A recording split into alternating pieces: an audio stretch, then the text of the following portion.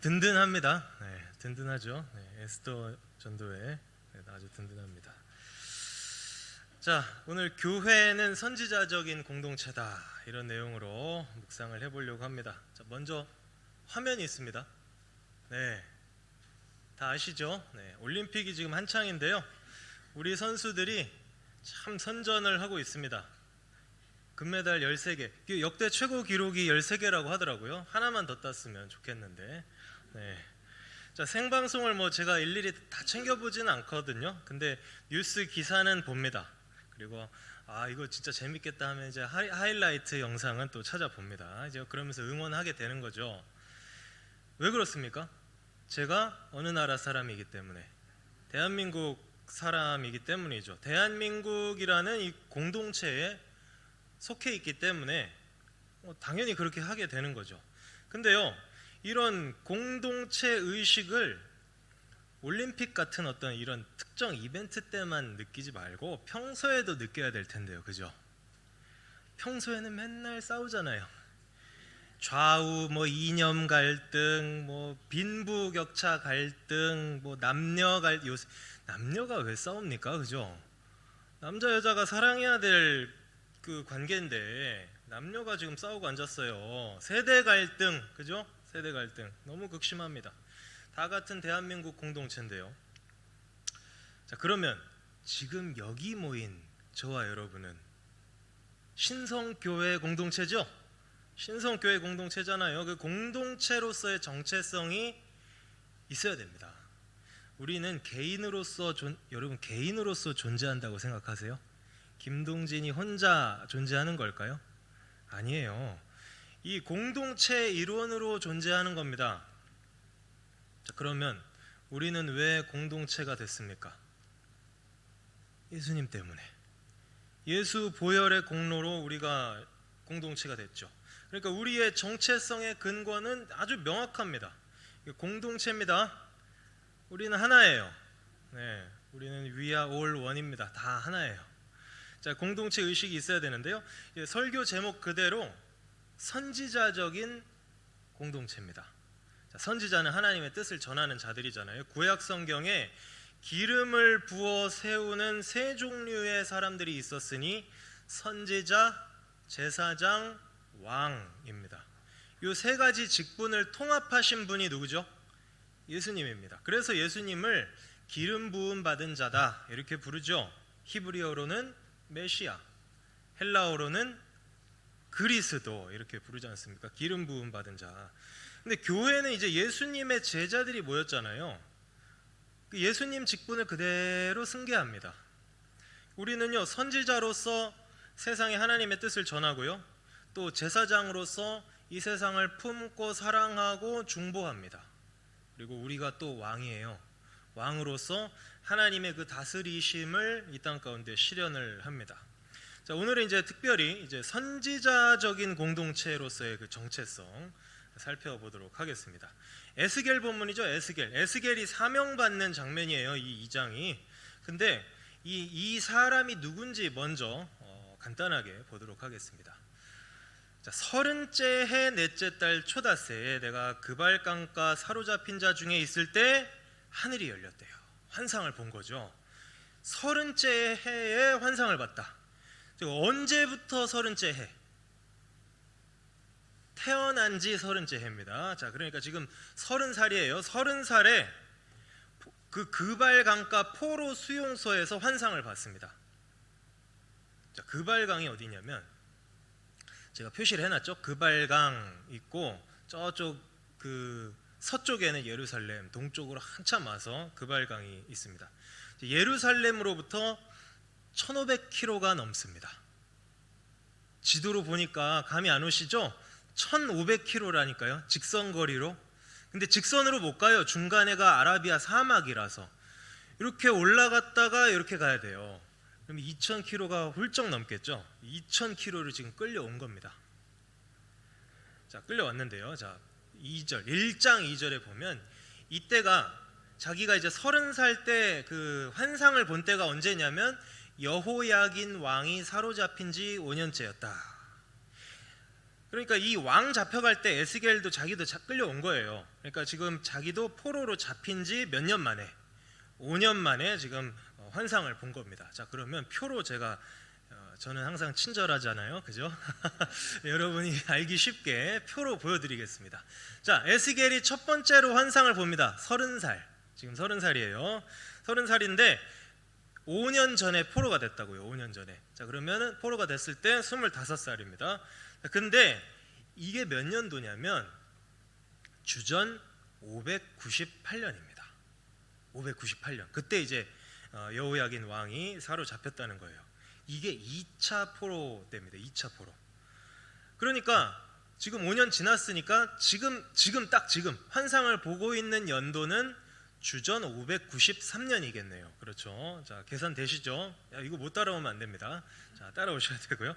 자, 그런데 이 바벨론이요, 이스라엘을 한 번 쳐들어온 게 아니고 3번 쳐들어와서 멸망시킵니다. 첫 번째 쳐들어왔을 때가 있겠죠? 첫 번째가 605년. 이때 이제 쳐들어오고요. 그리고 이제 2차 포로, 두 번째 쳐들어오고, 지금 3차 포로는 이제 586년. 지금 다 주전입니다. 주전 586년. 이 3차 때가 완전히 예루살렘이 멸망하는 때입니다. 자, 그리고 이제 이 표에서 1차 포로 때, 1차 포로 때를 보십시오. 이때 다니엘이 잡혀요. 1차 포로 때 다니엘이 잡힌다니까요. 그리고 에스겔은 2차 때 잡혀가니까 아직 에스겔은 안 잡혀갔죠. 1차 때는. 근데 7년 차니까 지금 에스겔은 몇 살? 18살이다. 자, 그러면 우리가 잘 알죠. 다니엘이 잡혀갔잖아요. 느부갓네살한테 잡혀가서 바벨론 왕궁에서 이제 왕의 음식을 이제 받아 먹으면서 나 왕의 음식 안 먹겠다.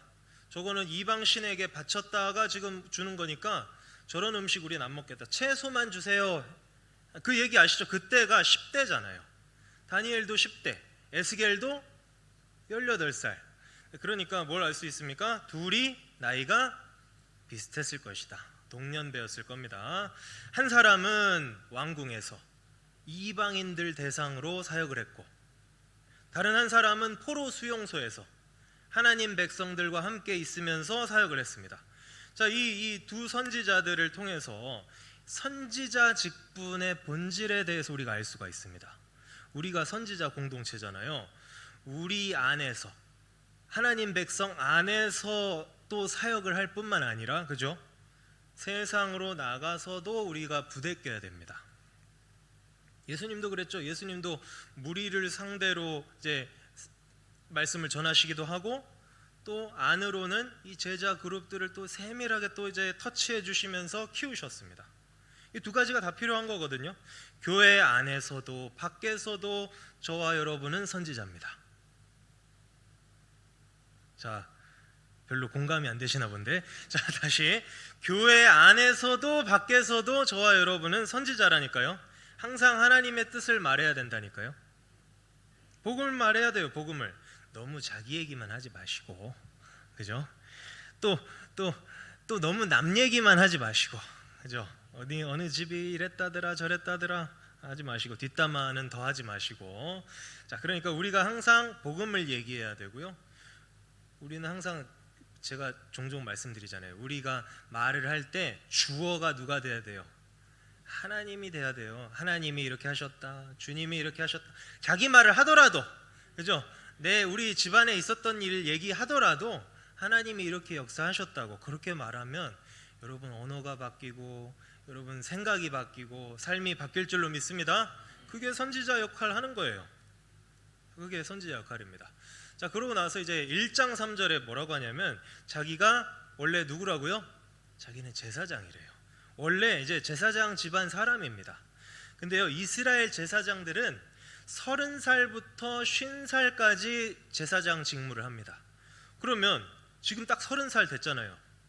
지금 30살 됐으니까 만약에 나라가 망하지 않았으면 이 사람은 원래는 성전 봉사를 시작했을 나이예요. 근데 성전은 지금 다 파괴가, 지금 성전은 이제 아직 파괴는 안 됐죠. 지금 자기는 이제 잡혀왔고, 이 포로 수용소에서 선지자 사역을 지금 시작하게 된 겁니다.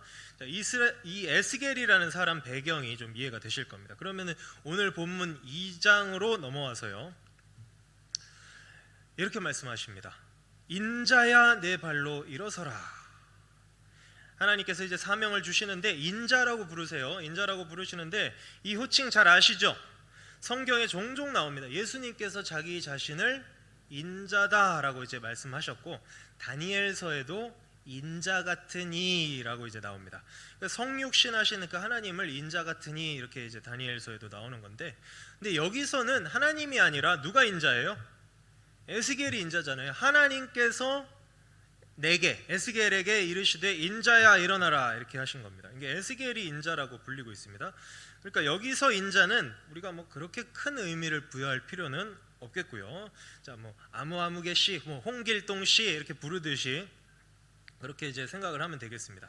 자, 네 발로 일어서라. 하나님의 말씀이 딱 떨어지니까 누가 임하십니까? 누가 임하세요? 영이, 성령이 임하셔서 일으켜 세워 주십니다. 여러분, 성령이 일으켜 세워 주십니다. 네. 내 힘으로 서는 거 아니에요. 무엇보다 성령의 임재를 우선적으로 구해야 됩니다. 그분의 기름 부으심을 구해야 됩니다. 그래야 하나님 앞에 설 수 있고요, 그분의 말씀 받을 수 있습니다. 여러분, 지금 여러분이 성령으로 충만하지 않으면 안 들려요. 안 들린다니까요. 속위에 경일기 된다니까요. 딴 생각하게 돼요. 딴 생각하게 돼. 그러니까 성령의 임재를 구해야 되는 겁니다. 그 초대교회 120명의 문도들이 그 마가다락방에 그 더불어 마음을 같이하여 오로지 기도에 힘쓴 이유가 뭐였습니까? 성령 강림 해달라고 기도한 거잖아요. 주님께서 말씀하셨죠. 승천하시기 직전에 성령이 내릴 때까지 너희가 같이 기도해라. 그래서 함께 기도한 겁니다. 그래서 정말 성령님이 임하시니까 그 사람들 다 능력받고 복음 전하잖아요. 그러니까 복음 부흥은 우리 힘으로 되는 것이 아니고 성령의 힘으로 되는 것입니다. 성령의 역사를 구하는 우리 신성교회 되었으면 좋겠습니다. 자, 그 다음에 이제 3절에 보니까 먼저 사명을 주시는데 내가 너를 이제 보낸다. 내가 너를 보낸다 이렇게 말씀하십니다. 예레미야 29장에 보면 공교롭게도 지난주 오후 예배 담임 목사님 설교 본문이 예레미야 29장 11절 너희를 향한 내 생각은 내가 안 하니 평안이요 재앙이 아니니라, 그 구절이었잖아요. 근데 그 29장 내용이 뭐냐면 예레미야는 예루살렘에 아직 남아 있습니다. 예레미야가 예루살렘에서 바벨론으로 잡혀간 사람들한테 편지를 보내는 내용이에요. 예레미야는 이제 예루살렘에 있고, 아까 연대표 기억나시죠? 연대표 아직 나라가 안 망했어요. 예레미야는 예루살렘에서 이제 2차 포로들 잡혀간 사람들한테 편지를 보내는데 그 내용이 뭐냐면 지금 포로 공동체 안에 거짓 선지자들이 활동하고 있으니까 그들의 말을 들으면 안 된다. 이런 경고예요. 그러니까 이 편지를 지금 포로 잡혀온 사람들이 다 받았잖아요. 에스겔도 알고 있겠죠. 그러니까 에스겔이 딱 생각했을 때는 내가 이제 선지자 사역을 지금 시작을 하면은 사람들이 반박을 할 것이다. 예레미야 선지자께서 지금 포로 수용소 내 거짓 선지자들이 많다고 그렇게 경고를 하셨는데 에스겔 당신 거짓 선지자 아니야? 이렇게 할 수 있잖아요. 그러니까 이제 에스겔은 부담이 되죠. 부담이 되니까 하나님이 뭐라고 하십니까? 내가 너 보낸 거니까 걱정하지 마. 이렇게 말씀을 하고 계신 겁니다.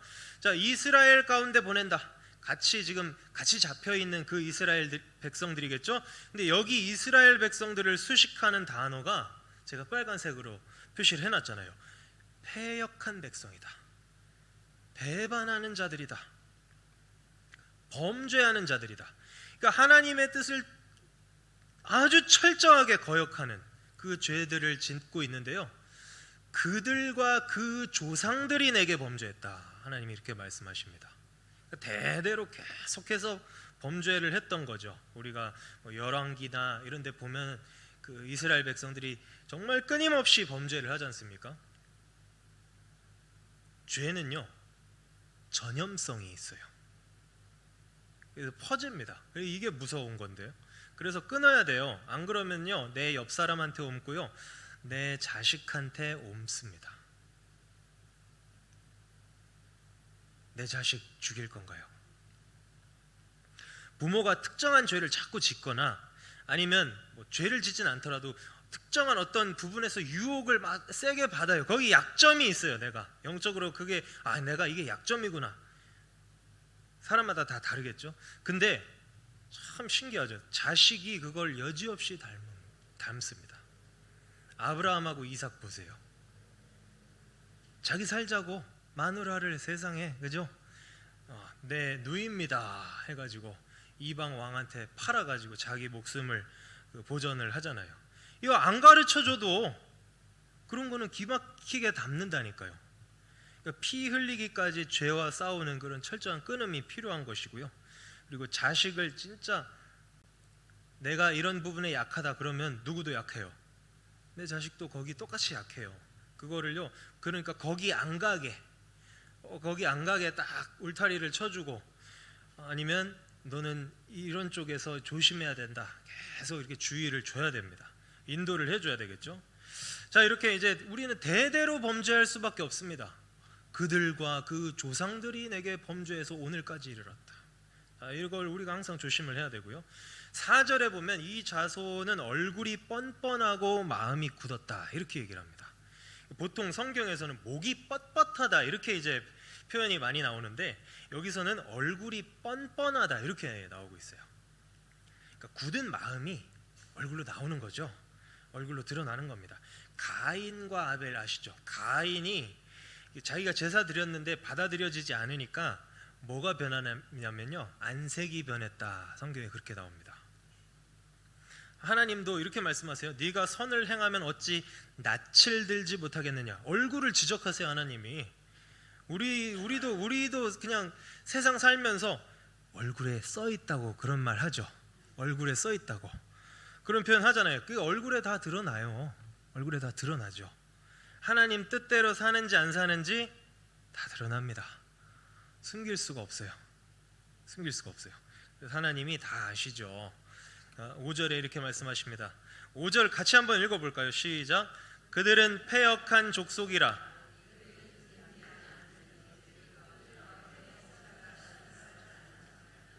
아멘.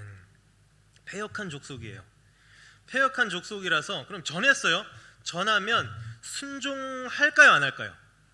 안 하겠죠. 순종 안 하겠죠. 근데 하나님이 뭐라고 하시냐면 그들 가운데 선지자가 있음을 알지니라. 그러니까 다시 말해서 이스라엘이 전에도 안 들을 거예요. 전에도 안 들어요. 근데 그 안 듣기 때문에 에스겔이 선지자라는 게 증명이 된대요. 이거 너무너무 중요한 말씀입니다. 오늘 말씀에서 제일 중요한 말씀입니다. 이걸 우리한테 적용을 해봐요. 우리는 선지자적인 공동체죠.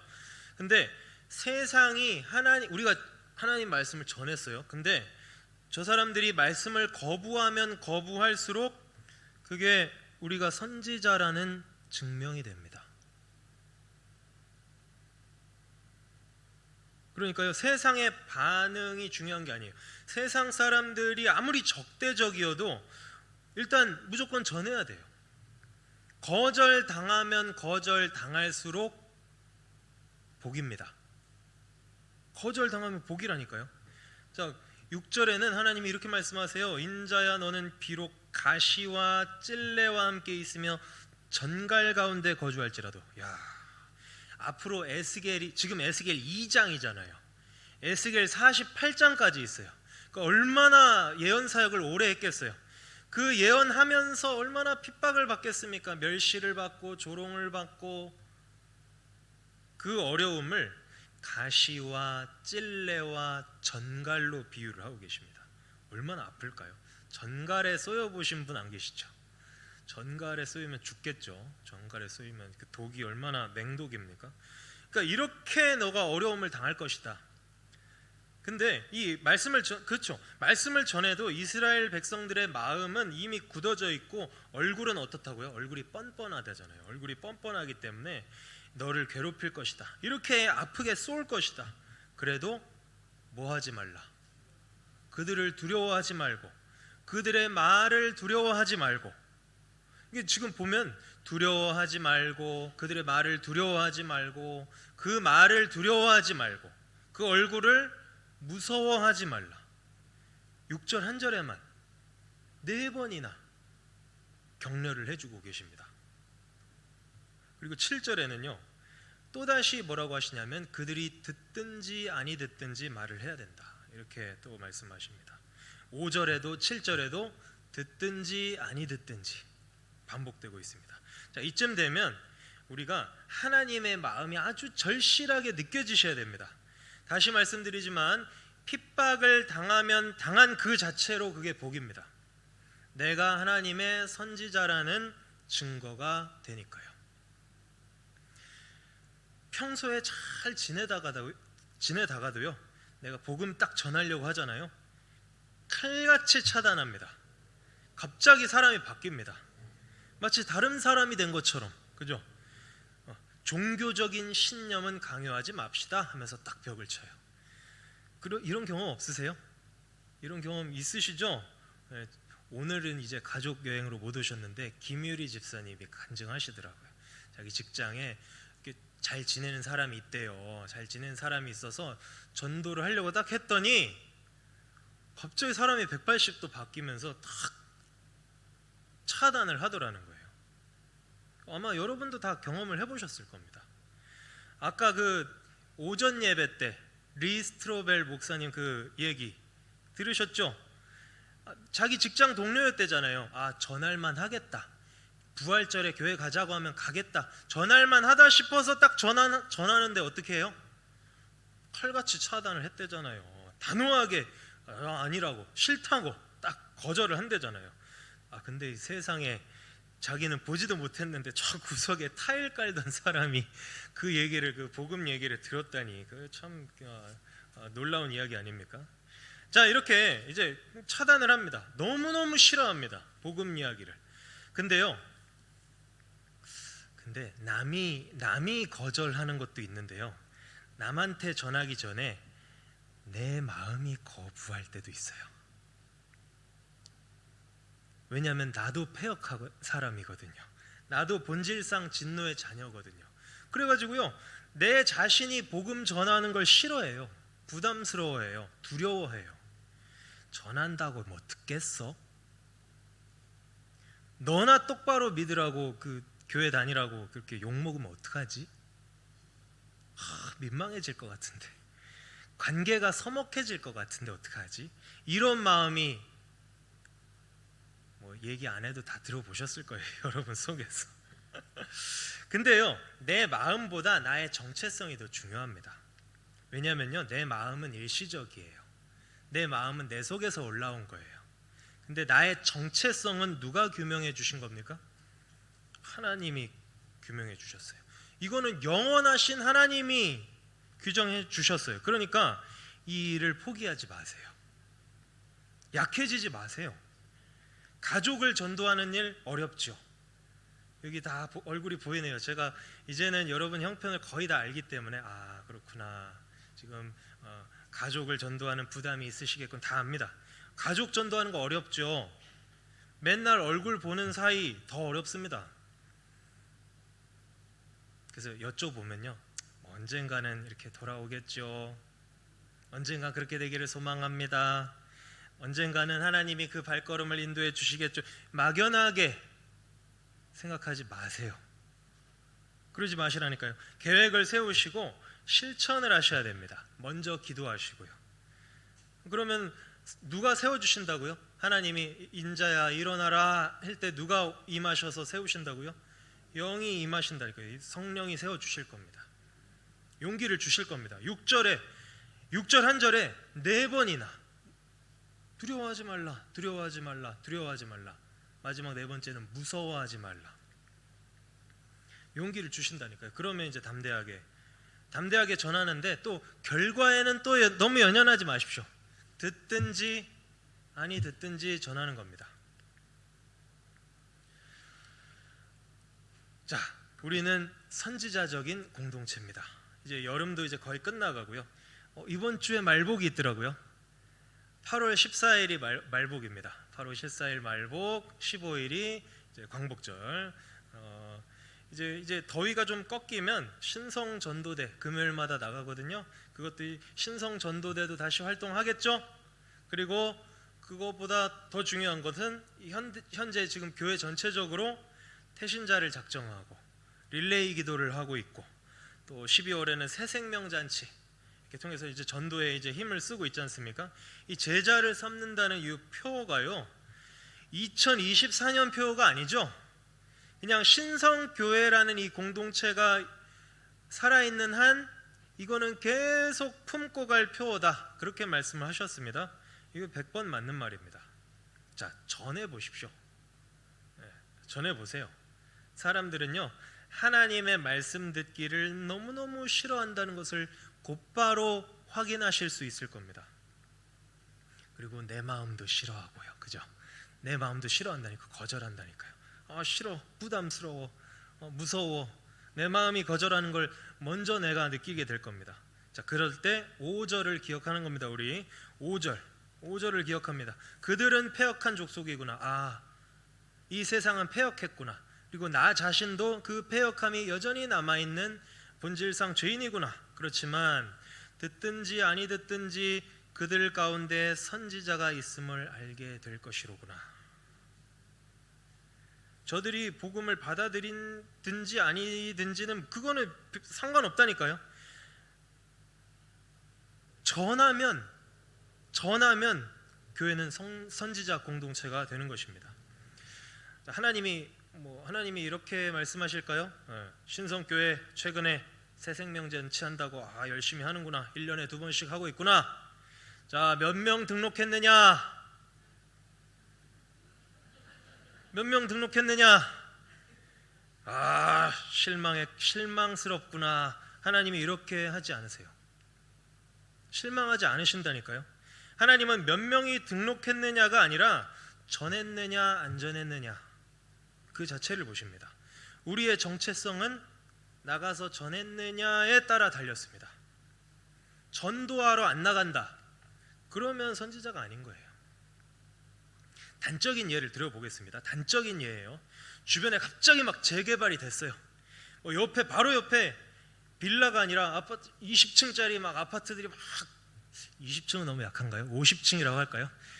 초고층 아파트가 막 세워져 가지고 갑자기 여기가 아파트 단지가 됐다고 생각해 보십시오. 그래가지고 그냥 유입되는 인구가 있잖아요. 유입되는 인구 때문에 갑자기 신성교회 100명, 200명 늘었다고 생각해 보세요. 야, 교인이 2배, 3배가 됐네. 할렐루야, 하나님이 하셨습니다. 하나님 감사합니다. 감사는 무슨 감사? 그거는 우리의 정체성과 아무 소용이 없는 거예요. 재개발돼서 100명, 200명 늘어도 우리가 전도를 안 했으면 그거는 감사할 게 아니고 부끄러워해야 될 일인 거죠. 반대로 설령 아무도 안 왔어도, 아무도 등록하지 않았어도 우리가 정말 진심으로 기도하면서 전도를 했다면 하나님은 그걸 기뻐하시고 그걸 더 칭찬해 주시고 더 격려해 주실 겁니다. 우리를 선지자 공동체로 인정해 주실 겁니다. 그러니까 이것만 기억하자고요. 몇 명이 왔냐? 그 숫자에 연연하지 맙시다.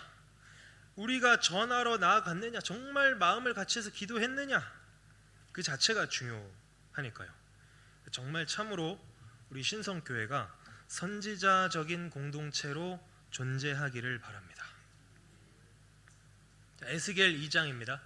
자, 기억하세요. 에스겔 2장 특별히 5절만 기억해도 은혜가 넘칠 겁니다. 수시로 펴면서 묵상을 해보시고 맞아 그들 가운데 선지자가 있음을 알지니라. 여러분이 선지자입니다. 우리가 선지자입니다. 예수님의 선지자 직분을 감당하는 우리 신성 공동체 되기를 주님의 이름으로 축원드립니다. 기도하겠습니다. 아버지 하나님 감사합니다. 선지자 공동체로 우리를 불러주셨사오니 그 위대한 직분, 그 놀라운 그 사명을 잘 감당할 수 있도록 우리를 격려해 주시옵소서. 두려운 마음이 듭니다. 우리 마음속에서부터 이미 거절을 하려고 하고 있습니다. 주님께서 위로하여 주시고 성령으로 우리를 세워 주시옵소서. 그리하여서 이 세상 가운데 빛과 소금의 공동체 될 수 있도록 주님 역사하여 주옵소서. 예수님의 이름으로 기도하옵나이다.